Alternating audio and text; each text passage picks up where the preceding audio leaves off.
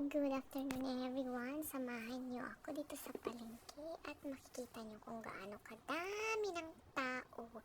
Today's video, bibili tayo ng bangus. Nag-crave kasi ako ng bangus. At bibili din ako yung paborito kong manok na nahimay-himay. Ang sarap. Diyan ako bumibili. Diyan ako bumibili ng aming manok.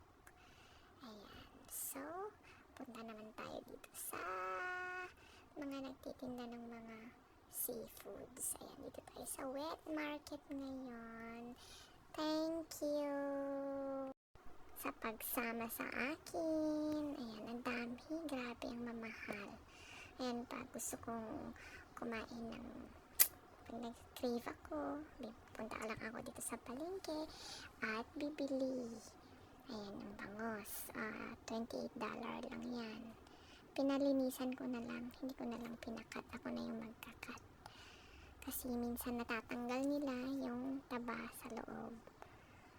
So yan, thank you so much.